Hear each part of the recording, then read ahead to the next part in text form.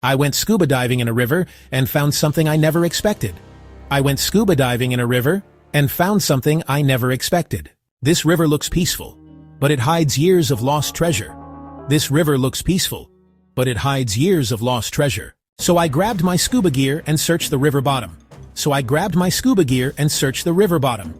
So I grabbed my scuba gear and searched the river bottom. All right, this is the moment. The water's settled. The visibility is surprisingly good today, and my detector is humming with potential. You do all this prep, you check your gear, you plan your dive, but it's right here, in the first few minutes on the riverbed, that you know if it's going to be a good day or a bust. The current is gentle, just a soft push against my suit, and the silt is dancing in the light from my torch. It's like a whole other world down here, peaceful but buzzing with secrets. My detector head sweeps left, then right, a slow, methodical pattern.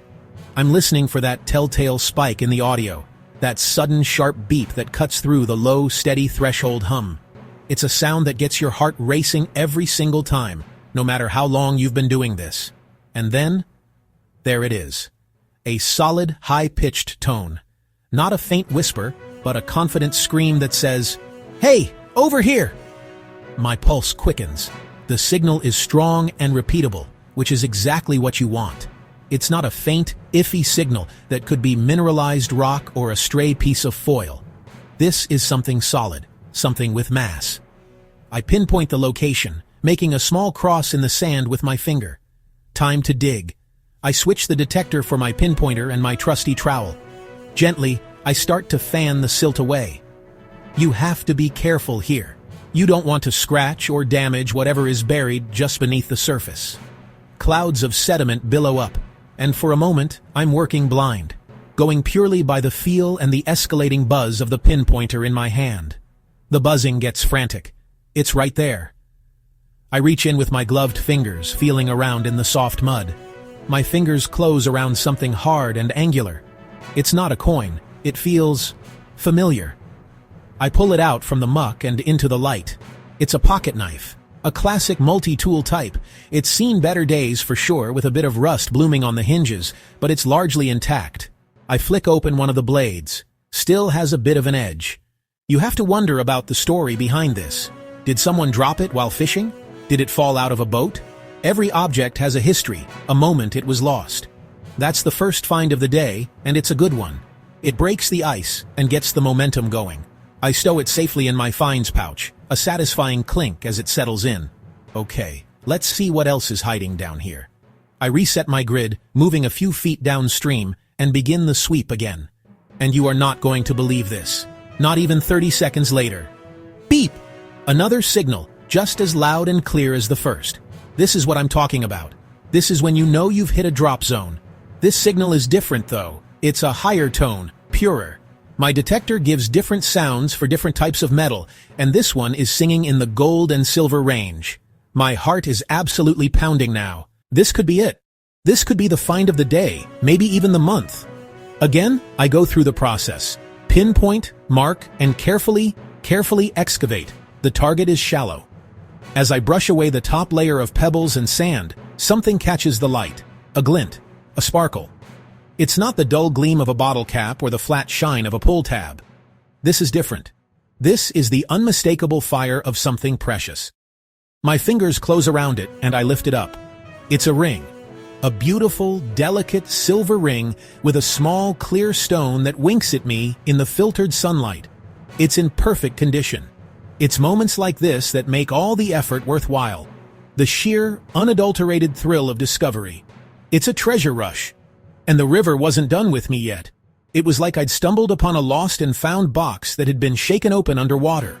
Within minutes, I was finding valuables everywhere. I didn't even need the detector for the next find. My dive light swept across a patch of sand, and there they were. A whole collection of them. Sunglasses. Not one pair, but three, tangled together in a little pile. It's almost comical. You can just picture it. Someone leans over the side of their kayak and ploop, off they go. Then their friend leans over to see where they went, and ploop, there goes theirs too. I untangle them. One pair is a cheap plastic set, the lens popped out, but the other two, they're designer. I can see the logo on the temple. One is a pair of Ray-Bans, a classic Wayfarer style. The other is a pair of Oakleys. Scratched for sure, but absolutely salvageable. This is just unbelievable. The value of the finds is already stacking up. I'm on an absolute roll. The finds pouch is getting heavier. The excitement is electric. I'm in the zone, scanning, listening, looking. My light catches another unnatural shape half buried in the silt. It's rectangular, dark, and smooth. My brain immediately recognizes it. No, it can't be. I swim closer, my heart doing a little flip-flop. It's a phone, an iPhone, from the looks of it. It's lying face down in the mud. I reach down and gently work my fingers underneath it, trying not to disturb it too much. I lift it, and a plume of silt and a stream of bubbles rise with it. The screen is cracked, a spiderweb of fractures spreading from one corner. But the body looks okay? Maybe? This is the double-edged sword of modern treasure hunting. Finding a phone is common, but finding one that works, or one that you can get data from to return to its owner, is the real challenge. Water is the mortal enemy of electronics. Still, you never know. I've seen phones survive worse. For now, it's another incredible find in what is turning out to be one of the most intense and rewarding first 20 minutes of a dive I have ever had. The treasure rush is real, and I am right in the middle of it. Alright, so we're about 45 minutes into this dive, and honestly, the day has been, well, let's call it a character-building experience. So far, the haul has been a masterclass in modern river trash.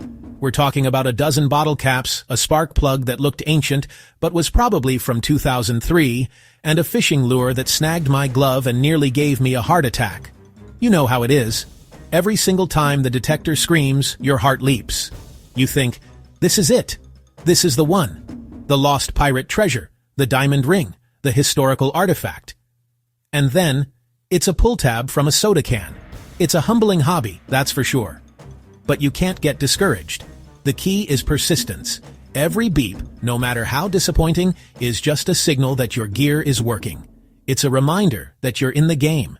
You just have to keep swinging, keep listening, and trust the process. The river holds its secrets close, and it doesn't give them up easily.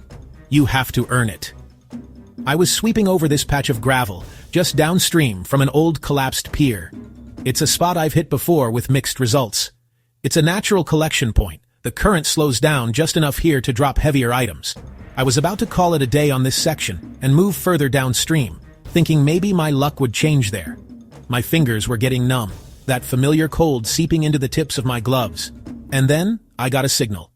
It wasn't a loud, obnoxious scream like a big piece of scrap iron. It wasn't a high-pitched chirp like a coin or a piece of aluminum. It was different. A solid mid-tone signal. Consistent. The kind of signal that makes you pause. The kind that could be anything, but it feels substantial. It had that special something. A certain density to the sound that gets your pulse going. I swept the coil over the spot again. Beep. Back again. Beep. It was a clear, repeatable target, about the size of my palm. Okay. My curiosity was officially piqued. This felt different from the bottle caps. This felt promising. I planted my fins into the silt to steady myself against the gentle current and started to dig. The first layer was loose sand, easily fanned away in cloudy bursts. Beneath that was a layer of heavier, packed-in gravel and small pebbles.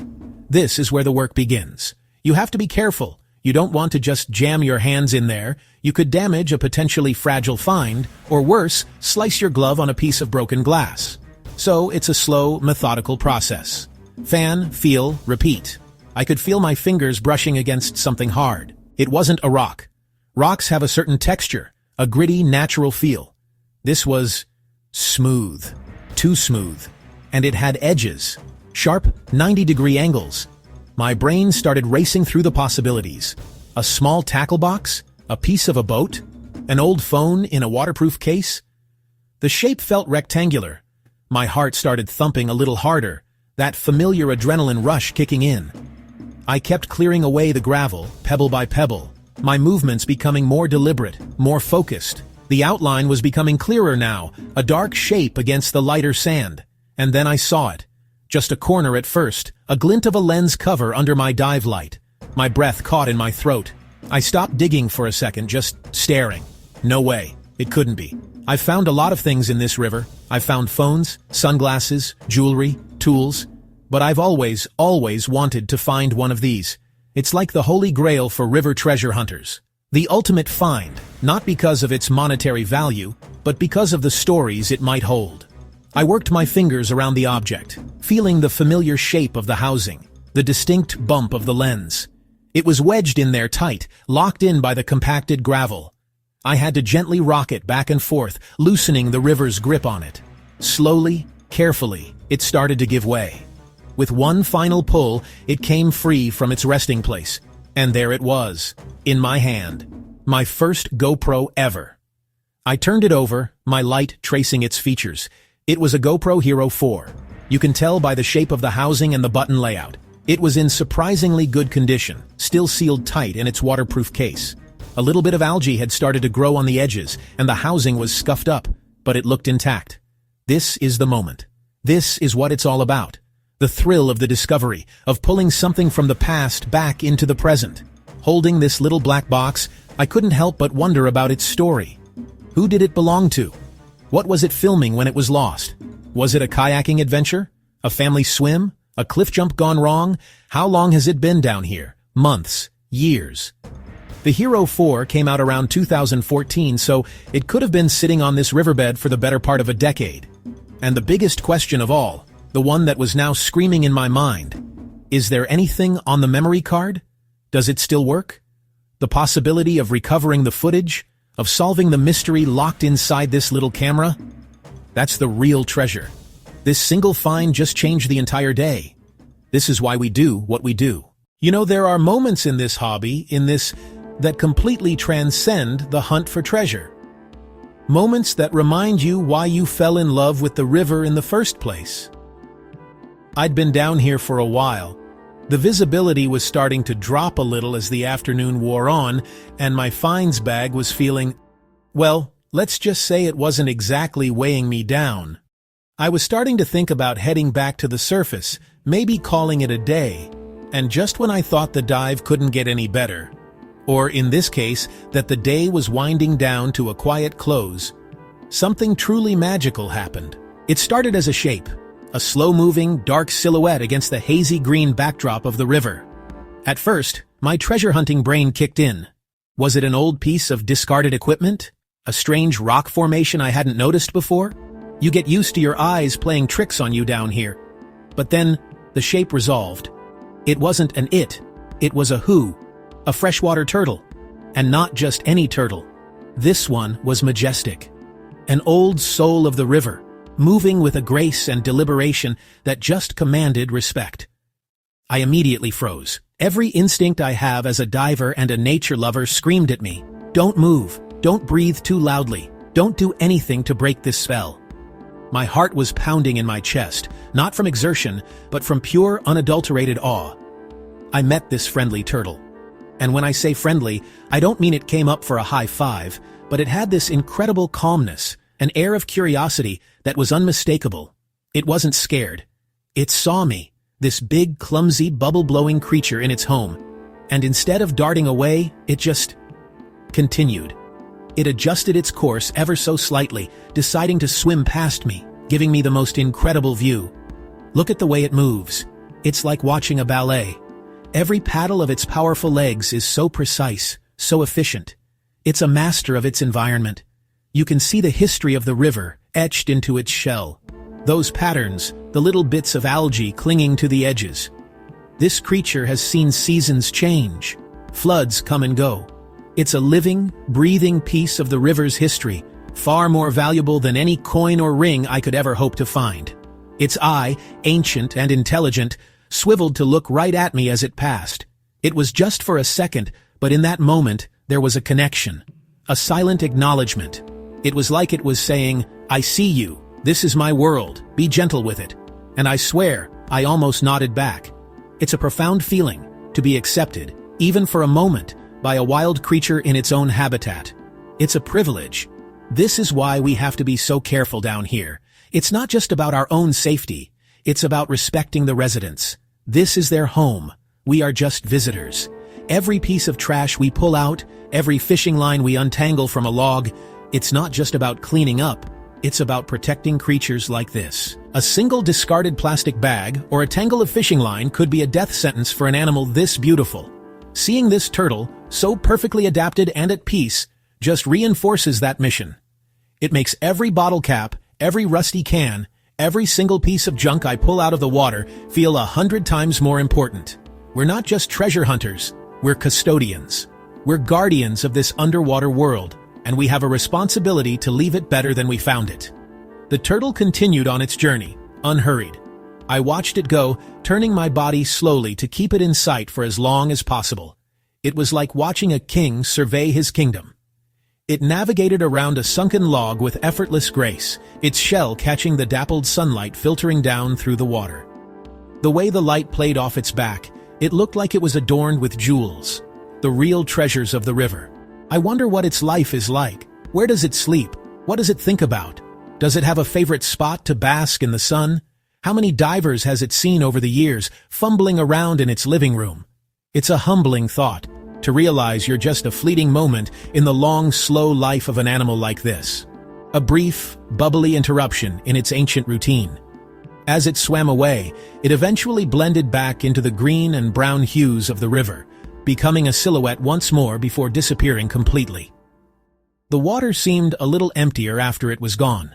The silence was different. Before, it was just the quiet of the river. Now, it was the quiet of its absence. I stayed there for another minute, just floating, my metal detector hanging forgotten from my hand.